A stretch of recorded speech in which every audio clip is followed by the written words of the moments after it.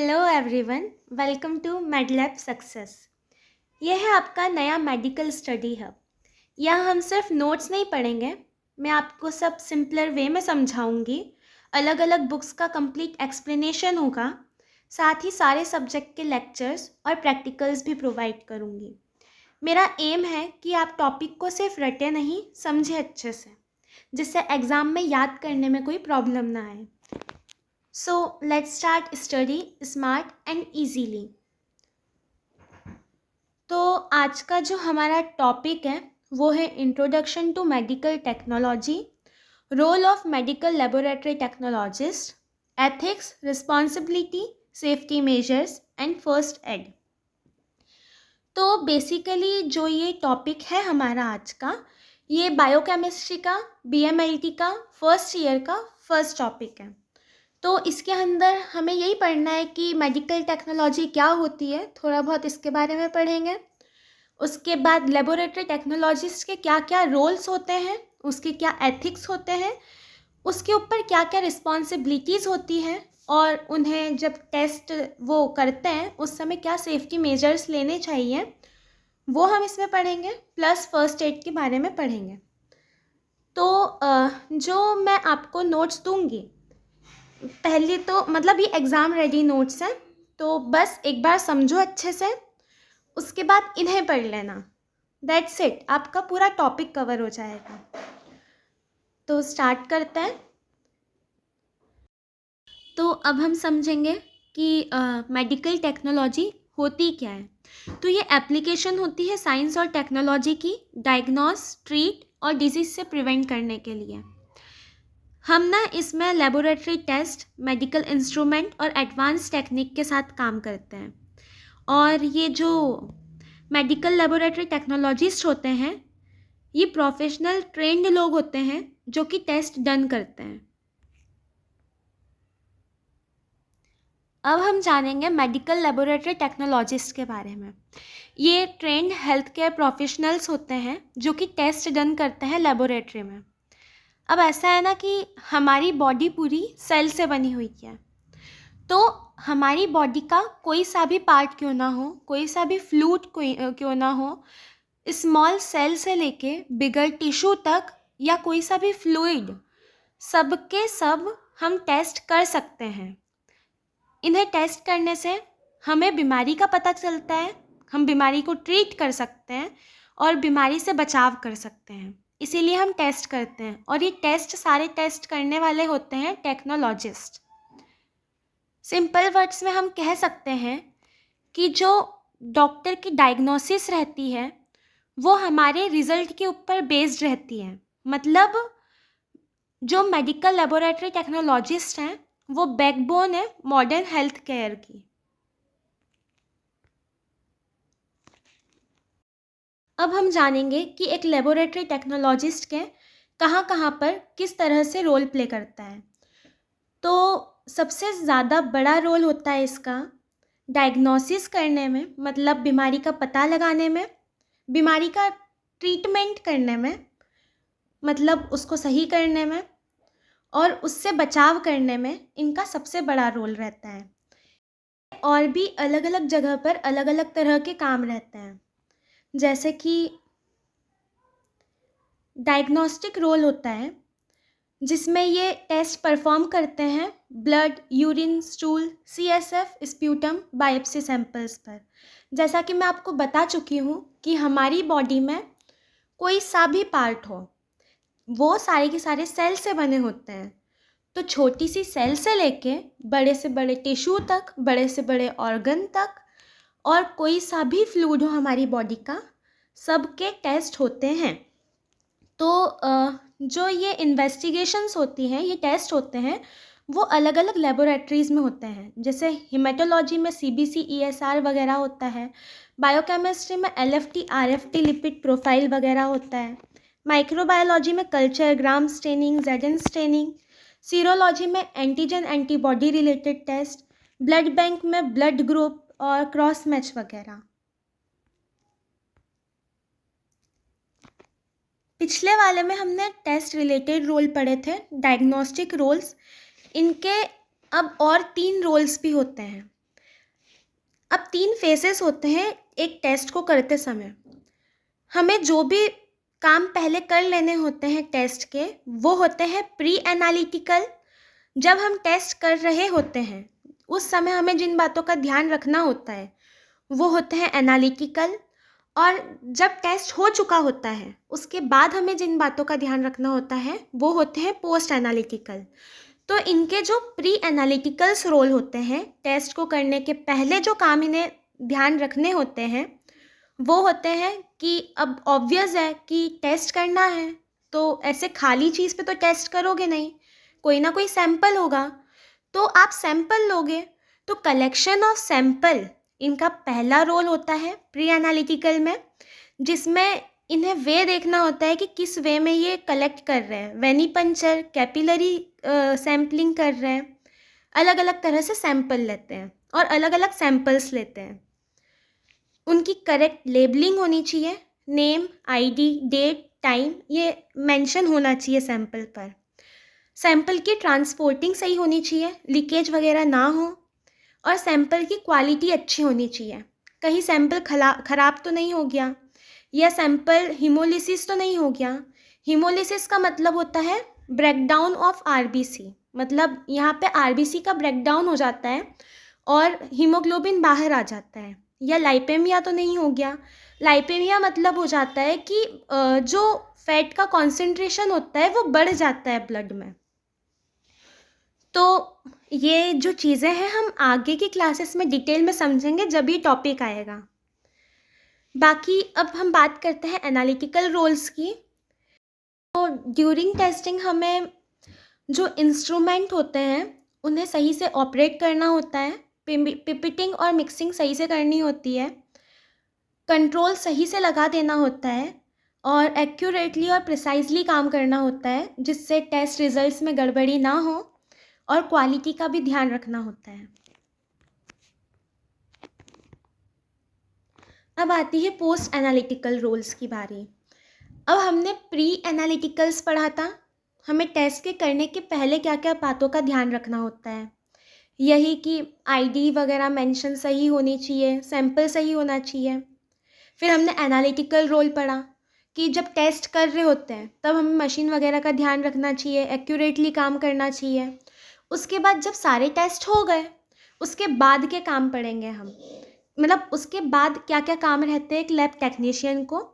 उससे जब टेस्ट हो जाता है तो टेस्ट के रिज़ल्ट की रिकॉर्डिंग करनी होती है, रिपोर्ट्स को क्लिनिशियंस को दिखाना होता है, और अगर कोई क्रिटिकल वैल्यू आ रही है, कोई ऐसी वैल्यू जो कि अनएक्सपेक्टेड है, तो उस वैल्यू को इमीडिएटली बता देना होता है।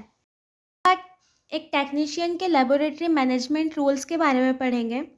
इन्हें इक्विपमेंट्स को सही से मेंटेन करना होता है, time to time calibration servicing करवानी होती है, स्टॉक मैनेजमेंट सही रखना होता है, रिएजेंट किट और उनको डिस्पोज करना, ये सब उन्हें ही ध्यान रखना होता है। एसओपीज़ प्रिपेयर करना होता है। हर प्रोसेस को करने की कुछ स्टेप्स होती है, आइडियल स्टेप्स, उसे सामने लैब में लगा हुआ होना चाहिए। ड्यूरिंग टेस्ट हमें उन बातों का ध्यान रखना होता है। उसके बाद डॉक्यूमेंटेशन और लॉग्स भी मेंटेन करने का एक टेक्नीशियन का ही काम होता है। अब रिसर्च एंड डेवलपमेंट में टेक्नीशियन के क्या क्या रोल होता है। ये असिस्ट करते हैं मॉलिक्यूलर बायोलॉजी टेक्निक्स में, ये रिसर्च प्रोजेक्ट्स में भी हेल्प करते हैं और न्यू टेस्टिंग मेथड्स भी डेवलप करते हैं। उसके बाद पेशेंट से इंटरेक्शन रोल भी सबसे इम्पॉर्टेंट होता है, क्योंकि जब हम सैंपल ले रहे होते हैं तब हमें एक पेशेंट को समझा देना होता है कि उनकी सैंपल कलेक्शन प्रोसीजर क्या रहेगी। उन्हें प्री टेस्टिंग इंस्ट्रक्शंस भी देने होते हैं। जैसे बहुत सारे सैंपल्स हमें फास्टिंग पे लेने होते हैं, जैसे कि एफबीएस। उसके बाद पेशेंट को कंफर्टेबल फील करवाना होता है और उसकी प्राइवेसी का भी ध्यान रखना होता है।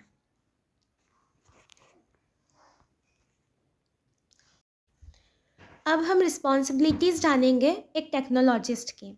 तो प्राइमरी रिस्पॉन्सिबिलिटीज़ होती है कि टेस्ट परफॉर्म एक्यूरेटली होने चाहिए, टाइमली रिपोर्ट्स मिल जानी चाहिए। उसके बाद जो लैब वर्क करते हैं वो प्रिसाइजली डन होना चाहिए। और हम जो भी टेस्ट रन कर रहे हैं वो स्टैंडर्ड लैब प्रोटोकॉल्स के हिसाब से होने चाहिए। जैसा कि मैंने आपको पहले बताया था कि एक पर्टिकुलर स्टेप्स होती है किसी टेस्ट को करने के लिए, वो फॉलो होनी चाहिए। उसके बाद अगर हमारी रिपोर्ट्स में कोई भी एरर्स आ रहे हैं तो उसे टाइमली आइडेंटिफाई करना होता है। उसके बाद सेकेंडरी रिस्पॉन्सिबिलिटीज़ होती है एक लैब टेक्नीशियन की। लैब असिस्टेंट्स और इंटर्न्स को सुपरवाइज़ करना, न्यू स्टाफ को ट्रेन करना, लैब में क्लीनलीनेस मेंटेन करना और सैंपल्स को स्टोर और डिस्पोज अच्छे से करना। उसके बाद पेशेंट सेंटर्ड रिस्पॉन्सिबिलिटी होती है पेशेंट की सेफ्टी को इंश्योर करना, रिस्पेक्ट और प्रोटेक्ट करना पेशेंट की इंफॉर्मेशन को, उसके बाद उसको प्रोसीजर को कामली एक्सप्लेन करना। क्योंकि बहुत बार ऐसा होता है कि लैब टेक्नीशियन पे वर्कलोड ज़्यादा होता है, तो अगर कोई भी पेशेंट आके उनसे पूछता है तो वो इरिटेट होके बहुत बार उन्हें चिल्ला देते हैं सही से एक्सप्लेन करने के बजाय। तो ये चीज़ हमें नहीं करनी होती है, कामली हर सिचुएशन को हैंडल करना होता है। उसके बाद डॉक्यूमेंटेशन रिस्पॉन्सिबिलिटीज़ यही होती है कि रिपोर्ट को अच्छे से कीप करना, उसके बाद रजिस्टर में एंट्री करना, कैलिब्रेशन लॉग्स को प्रॉपर मेंटेन करना कि मशीन्स को कब कैलिब्रेट किया, कब नहीं किया, कितनी हुई थी, कितना आया था रिज़ल्ट। उसके बाद क्वालिटी कंट्रोल को मेंटेन करना रिकॉर्ड्स में, ये भी बहुत ज़्यादा इम्पॉर्टेंट होता है। उसके बाद हम बात करेंगे ethics of medical laboratory technologist. यहाँ पे कुछ एथिक्स, मैनर्स और मॉरल प्रिंसिपल्स होते हैं हर प्रोफेशन में, और एक प्रोफेशनल के अंदर किस तरह से उसका बिहेवियर होना चाहिए वो सब हम इसमें जानेंगे। तो प्रोफेशनल एथिक्स होने चाहिए जिसमें एक्यूरेसी और ऑनेस्टी होनी चाहिए। मैनिपुलेशन ऑफ रिज़ल्ट नहीं होना चाहिए कि आप अपने मन से थोड़ा सा रिज़ल्ट बढ़ा रहे हो या घटा रहे हो, ऐसा नहीं होना चाहिए। कभी भी ड्यूरिंग टेस्टिंग शॉर्टकट्स नहीं अपनाने हैं। पेशेंट की इंफॉर्मेशन को प्राइवेसी देनी है। उसके बाद जो पेशेंट की इंफॉर्मेशन है वो हर किसी से शेयर नहीं करनी है, ऑथराइज्ड पर्सन से शेयर करनी है, लाइक डॉक्टर्स। और रिपोर्ट्स में अगर एरर आ रहा है तो वो इमीडिएटली बता देना है। उसके बाद नई टेक्निक सीखती रहनी है और नए स्किल्स और ट्रेनिंग्स लेते रहना है।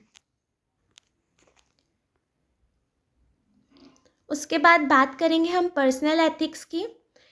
ये नॉर्मल मैनर्स ही होते हैं, लाइक रिस्पेक्ट करना कलीग्स और पेशेंट्स की, और डिसिप्लिन और पंक्चुअलिटी, ये तो हर इंसान में होनी चाहिए। उसके बाद एथिकल रिस्पॉन्सिबिलिटी की बात करेंगे हम टेस्टिंग के समय। रिएजेंट्स को एक्सपायरी होने के पहले यूज़ कर लेना, टेस्ट को प्रॉपर सैंपल्स पर ही डन करना, क्वालिटी कंट्रोल रिलीज़ होने के पहले रिपोर्ट्स के मेंटेन कर लेना, और डुप्लीकेट सैंपल पर टेस्टिंग नहीं करना। उसके बाद ethical behaviour in work place, हमें कभी भी लैब इंस्ट्रूमेंट का मिसयूज़ नहीं करना होता है। उसके बाद अननेसेसरी वेस्टेज नहीं करना होता है रिएजेंट्स का, क्योंकि बहुत बार ऐसा होता है कि मस्ती मस्ती में हम बहुत बार अगर स्टेनिंग कर रहे होते हैं तो ज़्यादा यूज़ कर लेंगे स्टेन्स को, ये सब नहीं होना चाहिए। और हॉस्पिटल के रूल्स को फॉलो करना होता है और ड्रेस कोड भी फॉलो करना चाहिए। अब सेफ्टी मेजर्स की बात करेंगे जो कि हमारे लिए बहुत इम्पॉर्टेंट होता है, क्योंकि हम लैब में काम करते हैं और पूरे टाइम हम बैक्टीरिया से, वायरस से घिरे हुए होते हैं, तो हमें इन्फेक्शन के चांसेस बहुत ज़्यादा होते हैं। तो हमें हमारी सेफ्टी फर्स्ट होती है। तो यहाँ पे केमिकल एक्सपोजर बहुत ज़्यादा होता है, तो इन्फेक्शन से प्रिवेंट होने के लिए बहुत सी चीज़ें हमें फॉलो करनी होती है।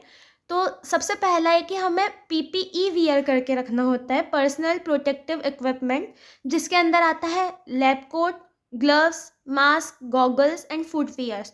ये हमें बाकी चीज़ों से बचा के रखते हैं। उसके बाद कुछ बायोसेफ्टी प्रिंसिपल्स होते हैं, लाइक हमें हर सैंपल को इन्फेक्शियस मान के चलना होता है, चाहे वो कोई सा भी सैंपल क्यों ना हो। चाहे वो इन्फेक्शियस ना हो, लेकिन हमें उसका टेस्ट करने के पहले हमें पता नहीं है कि इस व्यक्ति को कोई इन्फेक्शन है या कोई वायरस है या नहीं, तो हमें हर सैंपल को इन्फेक्शियस मान के चलना है। हैंड हाइजीन का प्रॉपर ध्यान रखना होता है कि सैंपल को लेने के पहले और लेने के बाद हमें हैंड वॉश करना है प्रॉपरली, और अल्कोहल बेस्ड सैनिटाइज़र का यूज़ करना है। और जो शार्प नीडल्स होते हैं या शार्प ऑब्जेक्ट्स होते हैं, उन्हें हमें ऐसे ही हाथ से नहीं उठा लेना होता है। उसके बाद लैब सेफ्टी रूल्स के बारे में बात करते हैं, जिसमें लैब में no eating, drinking, makeup, loose clothing हमें लैब में नहीं करने होते हैं। लंबे बालों को बांध के रखना होता है। ग्लास वेयर को केयरफुली हैंडल करना होता है और क्लीन एरिया में ही वर्क करना चाहिए। उसके बाद केमिकल सेफ्टी, इसमें जो केमिकल होते हैं उनको प्रॉपरली लेबल करना होता है। एसिड, सॉल्वेंट, फ्लेमेबल सब्सटेंस को हमें अलग अलग रखना चाहिए और कभी भी पिपिटिंग माउथ से नहीं करनी होती है। आते हैं इक्विपमेंट सेफ्टी। ऑलमोस्ट सारे टेस्ट हम इक्विपमेंट से ही करते हैं, तो इक्विपमेंट सही होना बहुत ज़्यादा ज़रूरी होता है, इसीलिए उसका रेगुलर कैलिब्रेशन होना चाहिए। पावर कॉर्ड्स और fuses time to time check करना चाहिए। मशीन्स को विदाउट सुपरविजन नहीं रन करना चाहिए। और अगर रिपोर्ट में कोई भी माल फंक्शन आ रहा है, मतलब कोई भी एरर आ रहा है, वो चाहे मशीन की वजह से हो सकता है, रिएजेंट, इक्विपमेंट, इंस्ट्रूमेंट, इनकी वजह से अगर थोड़ा भी प्रॉब्लम है या फिर एबनॉर्मल रीडिंग है, तो तुरंत सुपरवाइज़र को इन्फॉर्म करना होता है, जिससे आगे के जो सैंपल्स हैं उनमें एरर आने के चांसेस कम हो जाए। उसके बाद biological waste management BMW rule दिया था 2016 में, जिसमें डिफरेंट टाइप ऑफ डस्टबिन्स दिए थे, कलर कोडेड थे और उनमें अलग अलग तरह का वेस्ट डालते थे। जैसे येलो बैग होते हैं, उसके अंदर ह्यूमन और बायोलॉजिकल वेस्ट डालते हैं। रेड बैग में plastic, tube, syringes without needle डालते हैं। ब्लू में ग्लास वेयर्स जाते हैं और वाइट में शार्प ऑब्जेक्ट जाते हैं। ये हर मेडिकल प्रोफेशन वाले व्यक्ति को पता होना चाहिए, क्योंकि हर हॉस्पिटल में, हर लैब में ये डस्टबिन्स रखे हुए होते हैं। फिर हमें फायर सेफ्टी के लिए एक्सटिंग्विशर की लोकेशन पता होनी चाहिए। टाइप्स ऑफ एक्सटेंडर्स कौन कौन से होते हैं, और इलेक्ट्रिकल और केमिकल फायर पे कभी वाटर यूज़ नहीं करना होता है, ये भी पता होना चाहिए कि फायर सेफ्टी में हमें फायर से किस तरह से डील करना है। उसके बाद इमरजेंसी प्रिपेयर्डनेस के अंदर हमारे पास स्पिल मैनेजमेंट प्रोटोकॉल्स होने चाहिए। लाइक अगर ब्लड स्पिलेज हुआ है तो उसे हमें किस तरह से ट्रीट करना है, अगर मर्क्यूरी वगैरह का स्पिलेज हुआ है तो हमें उसे किस तरह से ट्रीट करना है, ये सब हमें पता होना चाहिए। फर्स्ट एड किट्स अवेलेबल होना चाहिए। आई वॉश स्टेशंस हर लैब में होने चाहिए और इंजरीज़ को इमीडिएटली हमें रिपोर्ट कर देना होता है। At the end I just want to tell कि ये channel specially BMLT, DMLT and medical students के लिए है। यहाँ हर टॉपिक आपको स्टेप बाय स्टेप समझाया जाएगा ताकि आप थ्योरी और प्रैक्टिकल्स दोनों में कॉन्फिडेंट हो सकें। साथ ही मैं आपको स्टडी टिप्स और इजी लर्निंग हैक्स भी शेयर करूँगी जो आपके डेली स्टडीज़ में हेल्पफुल होंगे। प्लस अगर आपको कोई डाउट हो तो कमेंट्स में ज़रूर पूछिए, या फिर आप डायरेक्ट इंस्टाग्राम से भी कांटेक्ट कर सकते हैं। मैं जल्दी से जल्दी आंसर देने की पूरी कोशिश करूँगी। प्लस अगर आप चाहते हैं कि मैं कोई स्पेसिफिक टॉपिक जल्दी कवर करूँ, तो उसे भी आप मुझे कमेंट में या अलग से DM करके मैसेज करके बता सकते हैं। अगर कोई इम्प्रूवमेंट सजेस्ट करना हो तो वो भी ज़रूर बताइएगा। मेरा एम है कि हम साथ में स्टडी करें, सीखें और ग्रो करें। Thank you so much. और फर्स्ट एड का जो टॉपिक बच चुका है वो हम नेक्स्ट वीडियो में जल्दी से जल्दी कवर करेंगे। Till then, bye bye, take care, like, share and subscribe.